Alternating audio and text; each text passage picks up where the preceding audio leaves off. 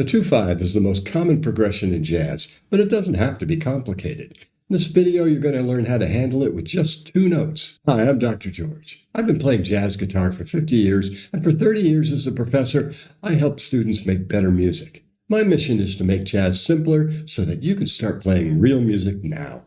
In this video, you'll learn what the 2/5 is in major and minor, and the 2 notes that define it. Some cool ways to create your own licks, 2 patterns that make it easy to cover the 2/5, and then we'll look at how to apply it in Duke's classic Satin Doll. And at the end, I'll share a bonus technique that only the pros know. A lot of methods will tell you that you have to learn your arpeggios. And then other methods will say that you better learn the modes.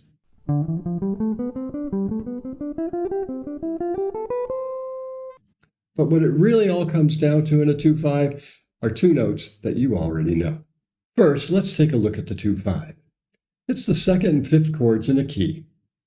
We'll let the bass player play the roots, and we don't need the 5ths. Now we invert one, and you'll see that it boils down to C to B. That's the 7th of the 2 moving to the 3rd of the 5. You could also think of it as 4/3 in the scale. This is the essence of the progression. The 2/5 in minor is a little different. The 2 chords are minor 7 flat 5, so we need the 5th in the voicing. We can hold it as a common tone and it becomes the flat 9 on the 5 chord. But since it doesn't move, the resolution is still the same. Now if you know shell voicings, you already know how to find these notes.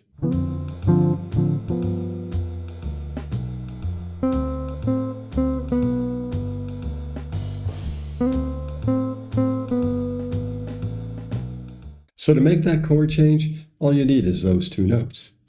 But that can get boring pretty quickly. One thing you can do is just play something over the 2 chord, land on the 7th, and then resolve.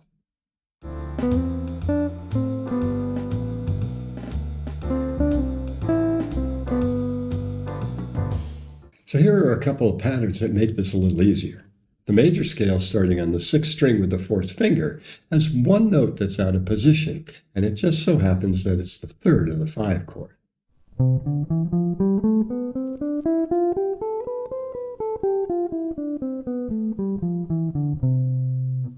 This makes the resolution a lot easier.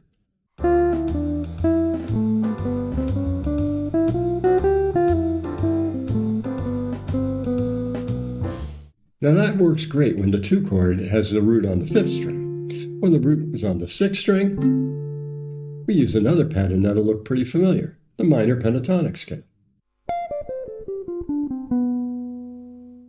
Or you can add a couple of notes to it and make it a Dorian mode.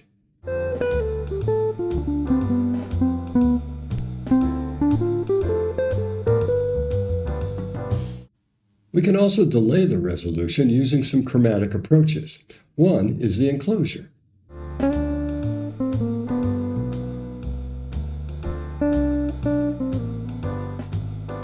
And we can take it one step further and use a double chromatic approach.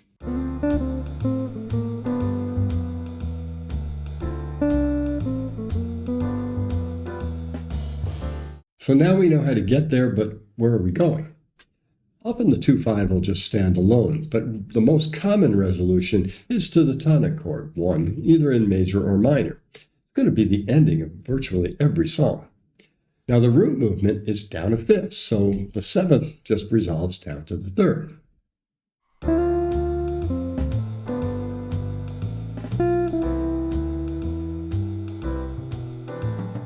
We can also just use a descending scale starting on either the root of the 2 chord or the 3rd.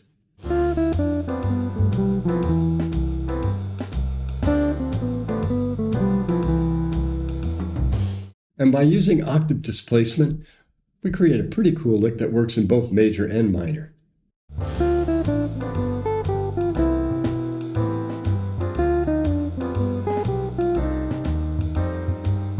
Now let's see how it works in a tune. In Satin Doll, Duke provides us with a clear guide showing the different ways the 2/5 can be used. One way is to slide through key centers without ever actually modulating. The A section in Satin Doll is a series of 2/5s that never resolve to 1.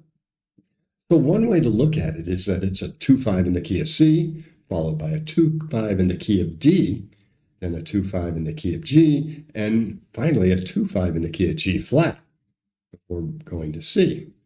Now that's a lot of keys. Let's see how we can make that a little simpler. Let's look just at the dominant chords. This is how Joe Pass or Barry Harris would tell you to handle it. Now it's a little bit more clear. The A7 and the D7 are secondary dominants, the 5-7 of 2 and the 5-7 of 5. And their two chords are both diatonic to the key of C, E minor and A minor. So that means that we can stay in the key of C and just target the resolution of the 2-5. And for each of these chords, we end up with an 8-note bebop scale, but we're only thinking about 2 notes. The A flat minor 7 to D flat 7 is clearly not in the key of C, but it's also not too far removed. It's just a tritone sub for the 2-5. But we can also see that it's just moving down a half step. And so anything that worked on the A minor 7 and D7 will work on the 2-5 as well. So we can use the guitar's advantage and just slide down a fret. It's not a bad idea to try to vary it a little.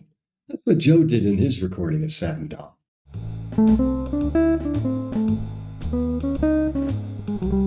And you can see he wasn't thinking about the 2 chord, but it works. In measure 3 and 4, the 2-5 was E minor 7 to A7.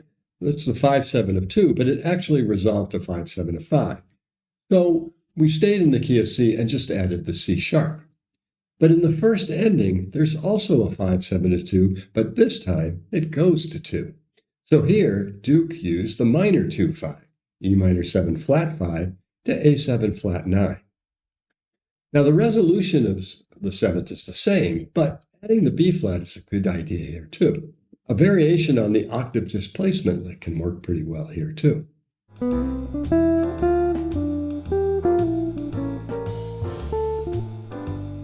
In the bridge, Duke uses the 2-5-1 to modulate briefly to F. Modulating to 4 in the bridge is a pretty common technique. It's also common then to move it up or down a step. Duke moves up, setting us to think that we're going to G, but then he fools us and resolves to G7, which takes us back to the key of C. So here's our map for Satin Doll. It's a lot simpler than this, right? And that means that you can spend more time thinking about the music instead of the theory. So here's a bonus tip that'll really get you sounding like a pro. Traditionally, the 5-7 and a 2-5-1 in major will use natural tensions, and will use the altered tensions when in minor. But it's common practice now to play an altered dominant on the 5-7 chord in major. It's a darker, more modern sound.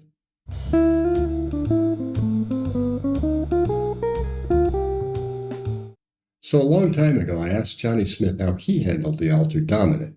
And he said, oh, that's just the melodic minor scale a half step higher. And, well, it's common knowledge now, but they didn't teach me that at Berkeley. And it sure made things a lot simpler. So that means that G7 altered is the 7th mode of A flat melodic minor.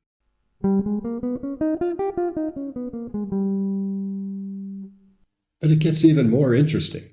The scale for the tritone sub D flat 7 is the Lydian dominant scale. That's the 4th mode of that same melodic minor scale. So what it comes down to is the bass player. If they play a 5 underneath you, you're playing 5-7 altered. If they play a flat 2 underneath, you're playing the tritone sub. Either way, it's a pretty hip sound.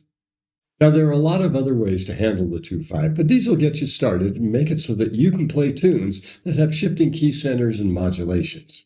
Now, you don't have to, and you really don't want to, create obvious resolutions for all of your 2-5s. It's too predictable. Resolve the ones that seem important. Which ones are those? Well, that's something that'll come with experience, but it's most likely at the beginning or end of phrases and when modulations occur. Knowing 2-5s is important, but it's not where you should begin learning jazz improvisation. If you're just starting out, you'll want to check out these videos.